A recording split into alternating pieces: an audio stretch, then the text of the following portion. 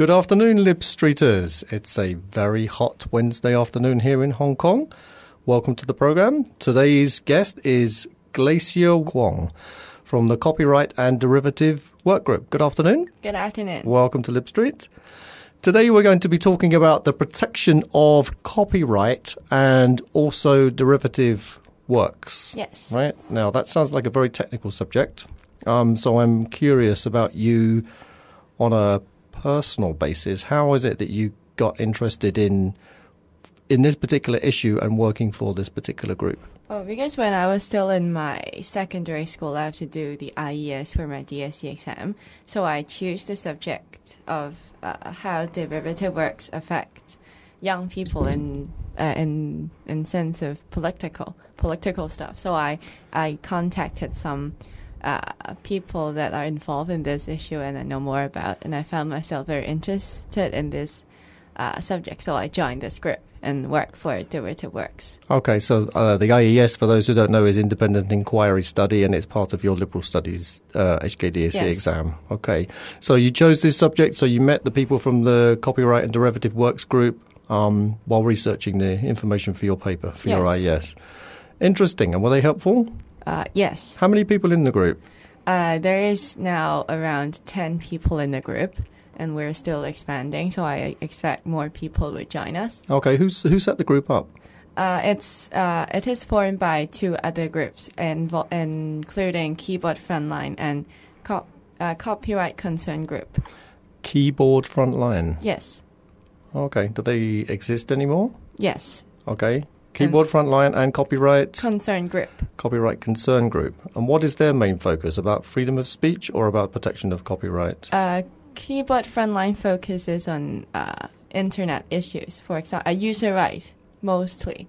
And for Copyright and Copyright Concern Group, they focus more on derivative works. Okay, interesting. All right. If you want to speak to Glacier anytime during this program, then you can call her on 8120-4479. So that's 8120-4479. Or you can Skype us, Skype Radio Chinwag.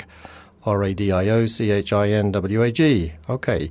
Before we start, let's go through some definitions so that we know what we're talking about, because English is not going to be the first language for many of our listeners, so let's explain what these concepts mean. Can you start off by explaining what is meant by intellectual property? Intellectual property is actually the legally recognized exclusive rights to creations of the mind.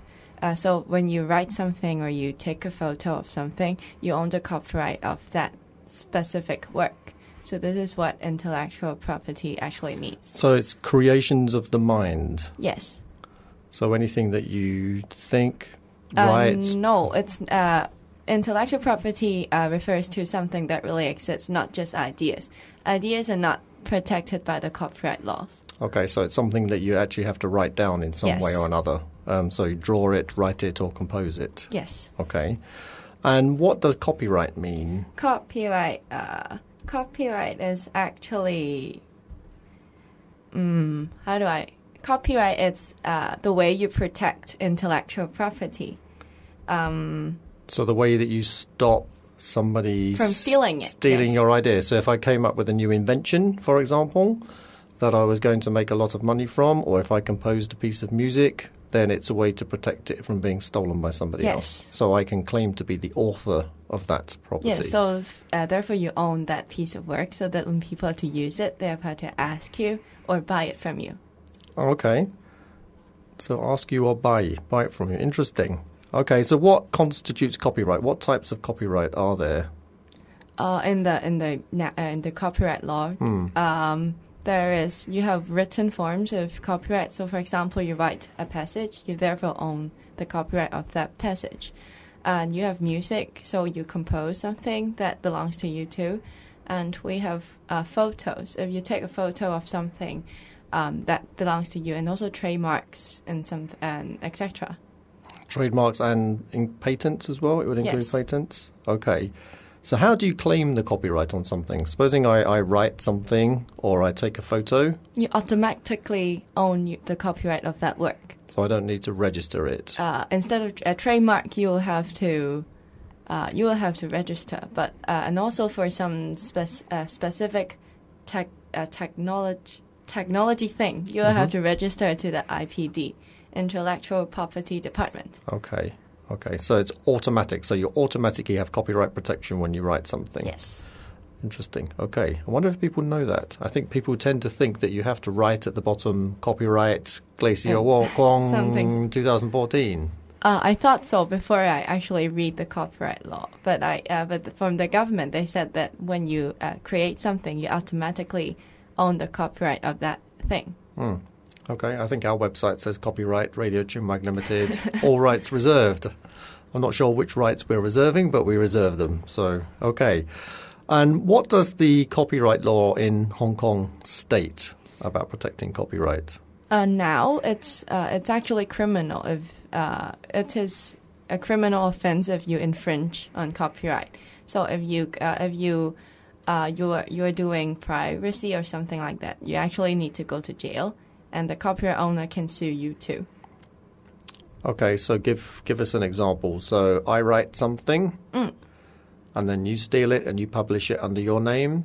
That's a criminal offense. Yes, you can contact the police or something, other department that is responsible for that, and then you can arrest me. The government will arrest me, and then you can sue me by through civil legal process, something like that. Through civil process or through criminal process?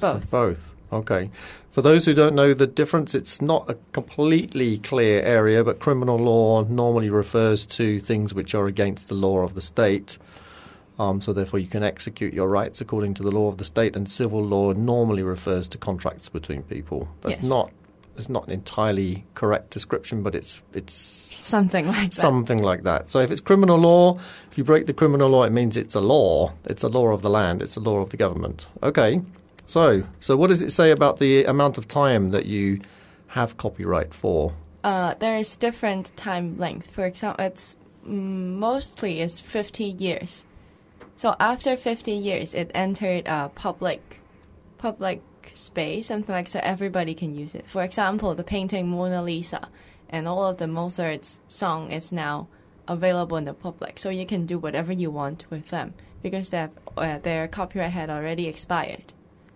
What about an orchestra that performs a piece of music by Mozart? Is that copyright? Is that recording copyright? That is recording copyright. So the version of that orchestra playing that specific music, it's not available. But the score of that music is available. Okay, so it's 50 years. Does that apply to photos as well? Yes, there is. Actually, you can continue your copyright by paying a several amount of money and then register to the department again, and then you can extend the length of time. And is that an automatic process, or do they? No, you have to do it yourself. Okay, but do they always accept it? Is there any reason why they would say no, you can't do that? We want this to be in the public domain. I'm not so sure about that, but I think most of the time they will agree. Okay, you can have more time for that. All right. Okay. And then we talk about a derivative work. Yes. Derivative work. Now that comes from the word to derive, so it is derived from something else. Can you give us an explanation about, or explain what a derivative work is? A derivative work is an expressive creation that includes copyright-protected elements of an original previously created work, which we usually called underlying work. So the derivative work becomes a second and separate work, which is independent from the underlying work. So you add some new elements, and then you make some changes of the photo of the song, or then it becomes a derivative work. Okay. So the underlying work, the first piece of work that you are using for your own work, for your derivative work, still has copyright. Yes. So you are using part of the original work for something that's your own creation. Yes. So, for example, can you give us an example for a piece of music? For example, there is a song of Eason Chen, and some user on the internet used the song and created a new MV for the song. So it is a new work. So it is a derivative work, but it used the whole recording of the song of Eason Chen. So this is an example for a derivative work. Okay. And is that legal? No, it's not legal. At the moment, it's not legal, which is why we're talking about this issue today. Yes. All right. What about photos? How can you make a derivative work from a photo? For example, I took... there is a photo of CY Leung on the internet, and I download that photo and I put a pair of horns on his head. Mm-hmm. So it is a kind of derivative work too. Okay. So you used somebody else's photo, which was their copyright, and you put some horns on that picture, and it becomes your copyright. Well, it becomes your derivative work. Yes. It's your derivative work. Okay. Now, at the moment, if I understand this correctly, derivative works, so your photo with the horns, for example, is treated as an infringement of the law, as against the law, because of copyright law on the underlying work. Is that right? Yes. So your picture with the horns is illegal because it's breaking the copyright of the person who took the original photo of CY Leung. Yes. Okay. Is that the key issue? Yes, that's why we are so determined to change things like that. Okay. So by virtue of the fact that your derivative work is illegal, you cannot copyright it. So you cannot copyright your own derivative work. No, I can't because it's illegal. Yes, it is already an infringement. Okay, so the law says the law cannot guarantee anything that's illegal, right? So because the law treats a derivative work as being illegal, then you have no copyright protection for it. So your picture with the horns... It's illegal. It's illegal. It's not protected by the copyright. So if somebody wanted to steal your picture with the horns, that might be illegal too. But there's nothing illegal too. But there's nothing you can do about it because you have no protection. Yes. All right. Okay. So what do you want to do for derivative works so that you can get copyright? What do you want to do? So we would like to, because there is an amendment bill now raised by the government, the 2014 Copyright Amendment Bill. So we would like to make some changes to the bill so that all the derivative work available in Hong Kong can be protected. Because the bill raised by the government now requires they can protect work of parody, satire, pastiche, something like that, but they cannot protect all kinds of derivative work in Hong Kong. For example, if I make modifications to a song, for example, I write some new lyrics for the song, it is still not protected by the copyright law after the amendment. So we would like to, we advocate a new open-ended exemption for these works, which is UGC. So we hope that it can be accepted by the government so that derivative work can be protected. But your picture of CY Leung with the horns, that would be accepted because that's satire or parody. Yes. So something like that, when you deliberately use somebody else's material and you change it so it becomes your derivative work, if you do that such that it's satire or parody, that's allowed. That would be allowed. Yes. And your own work, so your own picture would be entitled to copyright protection. Yes. So then somebody who stole your picture with CY Leung on the horns would be breaking the law and you could sue them. Not really. It's actually for the meaning of exemption is actually saying that, okay, this is not illegal. It's only stating that it is not legal. But it is not actually granting any protection to the work. Okay, so it doesn't have its own copyright protection? No, I don't think so. Okay, so it's just the fact that you would not be breaking the law. All right, so the government says that it has to be caricature. Caricature means mocking somebody, so that would be drawing a picture of somebody with, in the case of CY Leung, very short hair, or a picture of him as a wolf or something like that. Yes. That would be a caricature. Satire would be mocking them, doing something in a humorous way, and parody is also mocking them or using certain types of events to make comedy from that. Yes. So it sounds like the exemptions that they want refer to things which are funny. Yes, you have to have senses of humor to get away from the law. So this is the problem. Okay, so the government's bill requires you to have an underlying sense of humour in your derivative work for it to be legal. Yes. Isn't that good enough? Not really. Why? Because if your work does not contain a sense of humor, or the judge do not think that you have a sense of humor within your work, then you will be in trouble. You're still infringing. You're still infringing on the copyright law. All right. So what type of derivative work would you like to do that would not include any humor? I just said that if you write a new lyrics for the song, if the lyrics is not funny, then you will be in trouble. Or the picture you modified is not funny enough, you're still in trouble too. So you have to have a sense of humor inside the work, which is not really fair. So you are forcing everyone who wants to do derivative work to be funny, which may not be what they want. Okay. So who judges whether it's funny or not?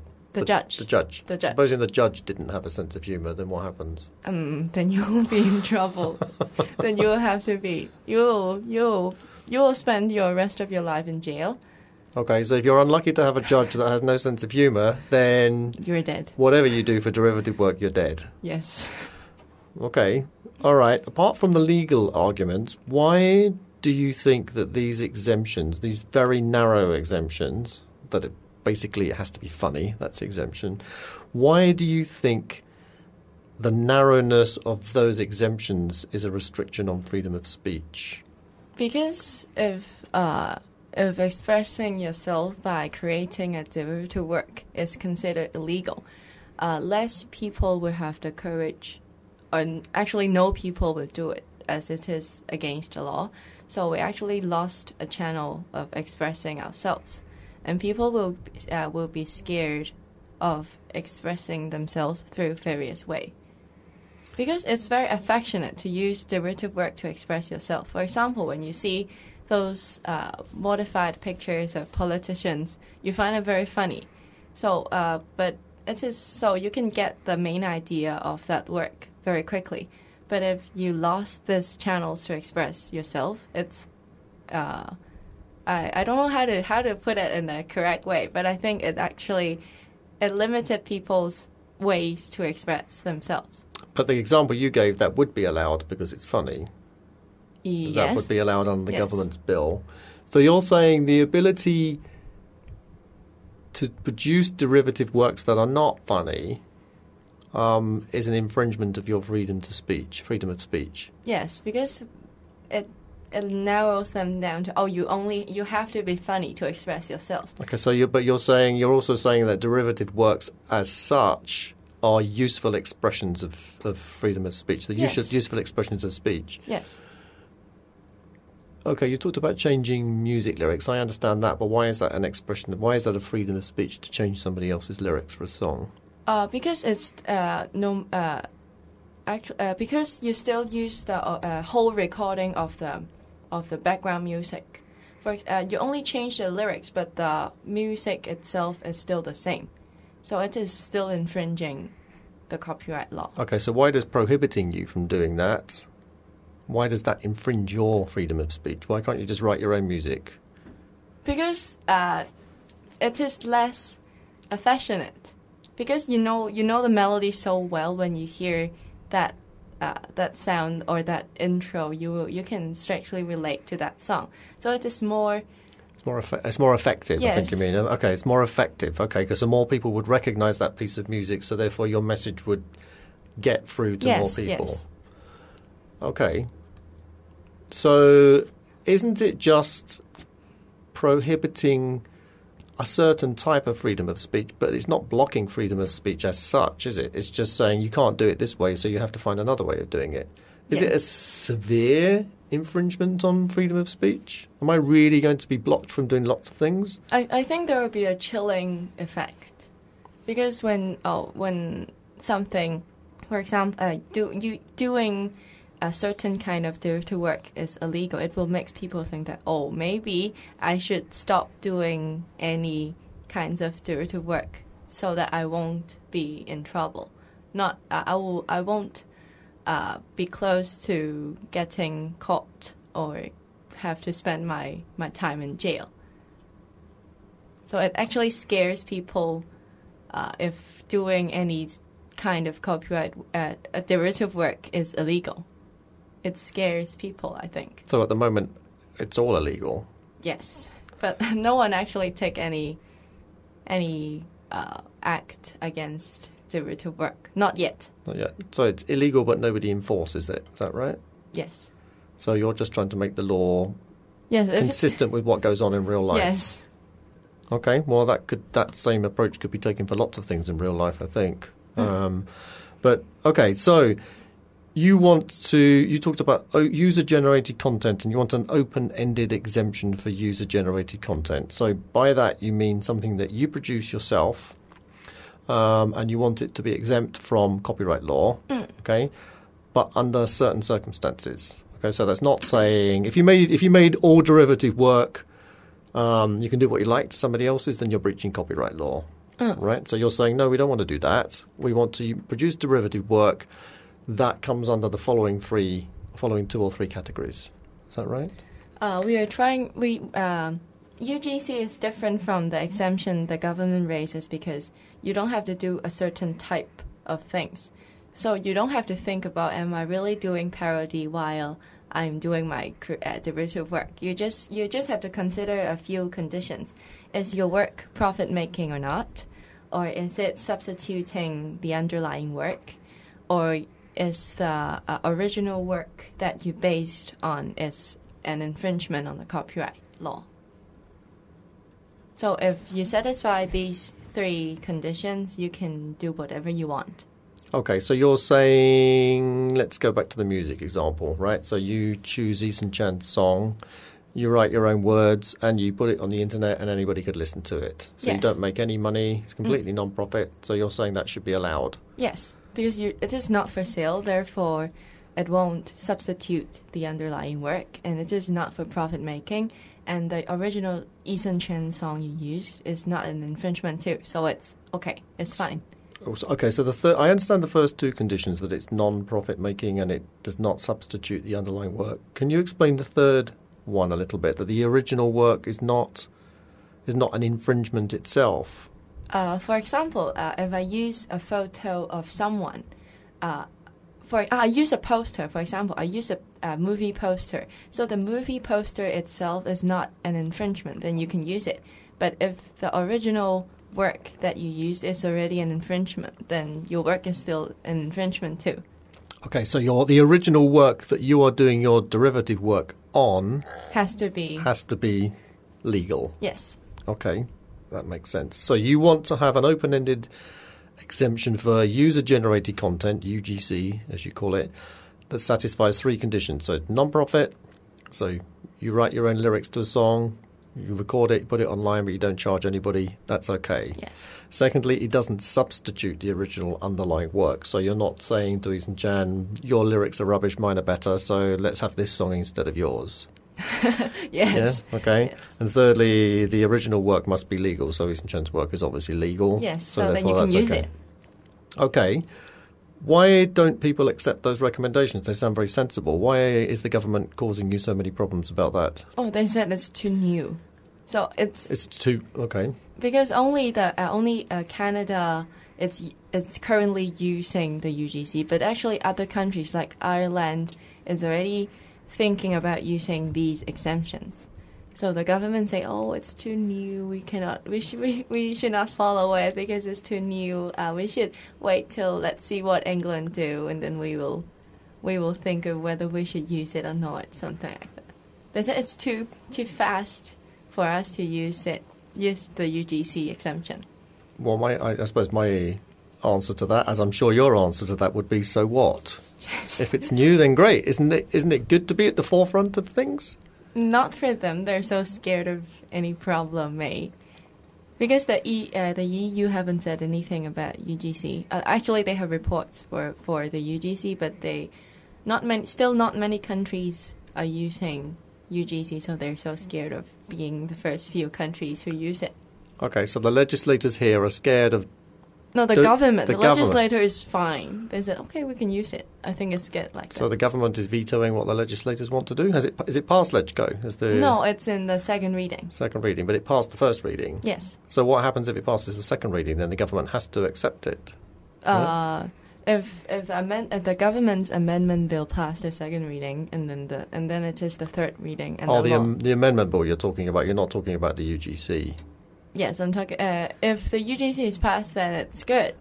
But you don't think it will be? Not really. The government won't accept it. Oh, so the pro-establishment LegCo members will block it? Yes.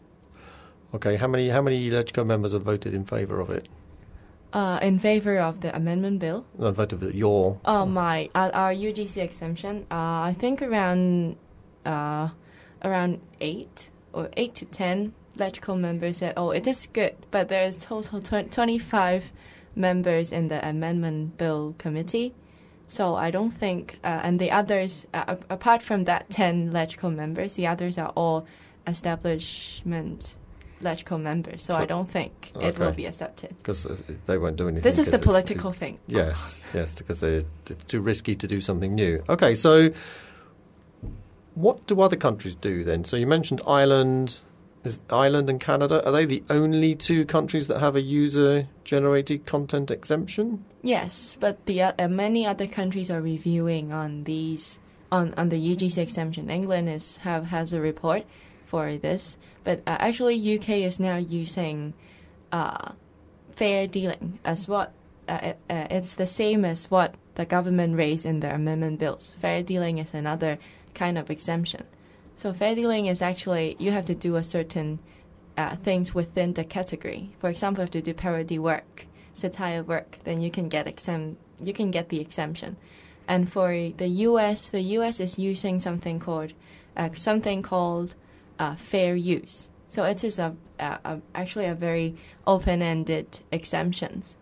So actually, you can under fair use, you have to only satisfy a few conditions, and then you can use the copyright work freely. And those conditions are in the US similar to your three conditions? No, I don't really remember it now, but it is different. You can use it for profit making under fair use. So we're actually not that radical in terms of copyright. Okay, so all of these countries are thinking about how to change the law. So what does the existing law say for derivative work? Most, like France and Britain, they have exemptions for it as long as you are not This isn't because most of the countries recognize derivative work as not privacy work. So if you are not selling it, you are not actually hurting the copyright owner's interest. So it is fine. You can continue with it. So that is already in the law in the UK? Yes. Okay. All right. You say on the program details you can see all of Glacier's comments about this appropriate to this program. So I would suggest you read this because it's very interesting. It's very well written. Very good. Thank you. Thank you. You say that you think your open-ended UGC content exemption is more suitable to Hong Kong. Yes. Than it would be somewhere else. Yes. Because of the types of derivative work that happen in Hong Kong. Yes, and because of the political reasons. Because Hong Kong, we cannot vote for our own chief executive. We don't really have that degree of democracy compared with other countries. So we don't really trust our government. Therefore, we need very solid exemptions for what we are because we actually use derivative work a lot to criticize the government. So we need a very solid exemption for the derivative work to ensure our channels of expressing our discontent to the government. Okay, so you're saying it's very important because freedom of speech. The freedom of speech angle is very important because of the political situation here in Hong Kong. Yes. So the fact that it's illegal at the moment is a severe limitation on freedom of speech, and that's one avenue we have to deal with the political situation. Yes. Okay. Interesting. If you have a question for Glacier, give her a call, 81204479. Now, supposing you write or draw or take a photo or compose some music yourself, right? So we've already discussed at the beginning that you don't need to do anything to protect your own copyright. It's given to you. It exists. how can you stop someone stealing it? Don't post it on Facebook. Rule number 1, because in the policy the policy of Facebook is that if you post anything on Facebook, the copyright belongs to Facebook. So if you post any photos, any videos, any work of your own on Facebook, then the copyright belongs to Facebook. Even if you delete that post or that photo, it still belongs to Facebook. So don't post it on Facebook. You can post it on Facebook through posting a link on Facebook. Then it will be safer that your copyright is not stolen away from you. So I post a link to something, then Facebook could not claim that that's their copyright. Because the link is only a channel to that website. Okay, but if I post a photo, then that's Facebook's copyright. Yes. So I can't sell that photo to anybody. No, but actually Facebook it's not as bad as that. It is written on the terms, but I don't think Facebook usually stop you from selling it. But legally they own the copyright. Yes. That's really interesting and also shocking. I wonder how many people know that. I think not many people know that. They trust Facebook. So if you're a photographer and you put your photos on Facebook, then the copyright belongs to Facebook. So then if you published a book with a collection of your photos, Facebook can actually sue you for that. Sue you. So did you know that? So if you think one day the photos you take with your phone or with your camera that you post on Facebook, if you think one day you're going to be a great photographer and you want to put them in the book, then don't post them on Facebook. Yes. Do not post them on Facebook. Put them on another website and put a link on Facebook. Yes. Right. What about writing? Writing. For writing, I don't think there's much you can do with it. Because as long as you write it, the copyright belongs to you. So, don't post it on Facebook because Facebook owns the copyright. So, but I think writing is less dangerous. Okay, right. Listen to Glacier. Very, very, very wise advice. Do not post things on Facebook if you think you will make some money from it one day. Yes. Because you are giving away the copyright to somebody else. Yes? And if you're sending the passage you write to any other online press or local press, make sure you ask them whose copyright is that. Because maybe they think that they will have the copyright after you post it, so you cannot repost it to any other website or any other places. So please ask to make sure before you do anything with your creation.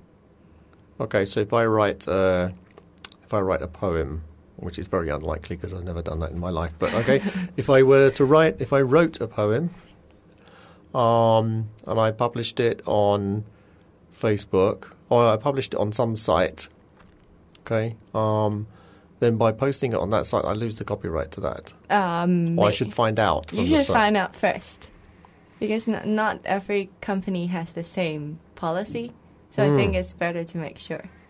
Okay. Do you think that the whole issue of copyright law needs to be looked at again? I ask this question because just about everybody, downloads music and movies for free, right? I do that too. We'll edit that out afterwards so nobody can accuse it.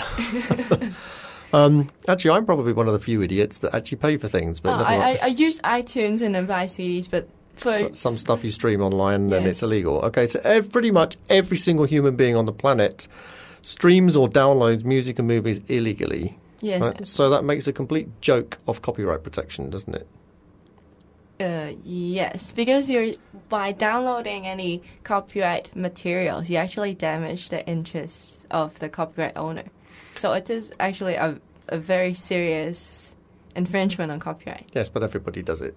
Yes. Okay, so, and it's not enforced, or rarely is it enforced? It is impossible to enforce it because everybody is doing it, and it is hard to trace. Okay, but some people have been prosecuted for doing that in the past. Yes, because it is actually because they are distributing those copyright materials. It is different from just downloading it. Okay, so they were copying it and then selling it to somebody else. Yeah, so reposting it online. Okay, now Hong Kong has a reputation for having strict law enforcement, for strict rule of law, and for strict copyright protection, compared with mainland China that does not. Yes. So the habits of copying and downloading illegally in China is even worse than it is here. I just question from a legal point of view, shouldn't the world be talking about how to protect people's copyright in a more effective way rather than just making everything nominally illegal and then doing nothing about it? I think it is hard because the whole planet is downloading illegal things. So I don't know, maybe you have to arrest everyone. So I think education has to be more emphasized in this case. Okay. You have to tell people that actually everybody knows it's illegal, but it's too convenient. Yes, and cheap. Yes. Okay. Now, with your group, with the Copyright and Derivative Work Group, what do you want people to do specifically? We need more volunteers, so we ask for your help in different occasions. For example, we will have forums, and we will have some exhibition in the future. And we hope that all of you can support our Red Nose campaign, which was recently launched. We hope that you can support us in advocating the UGC exemption, because it is actually related to everyone. You see different kinds of derivative work online every day, on Facebook, on different forums. So we hope that everyone, we want you to help us to raise awareness of the public, so that everyone will know what is happening with the copyright amendment. Okay, the Red Nose campaign is where you put a red plastic nose on people's faces, so it's deliberately parody. Yes. Deliberately funny. Yes. There's no question about it. Yes, so that we're actually using the Red Nose thing to tell the government it's not fair that we have to be funny to get exemption. Okay. So that's where you're making your point. All right, how do people find out about you? You can go to our Facebook page. Please search Copyright and Derivative Work Alliance on Facebook, then you can find our Facebook page. Please like us and leave any comments or inbox us if you have any comments. Okay, we will make sure that there is a link to that Facebook page on the program details. I think it's already there, but we'll check that after this program just to make sure that the link is there. Okay? And any final thoughts about this issue? Final thoughts. I think the copyright law amendment is related to everyone, because every day if you take a photo from with your phone, you write something down, it is actually copyright materials already. So this law amendment actually affects every aspect of life and affects everyone. So we hope that you can pay more attention to this issue and know the rights of yourself. Yes. Particularly freedom of speech rights. Yes. Okay. That's great. Thank you very much for coming on to Lib Street Glacier. It's very nice to meet you. Thank you for inviting too. You're very welcome anytime.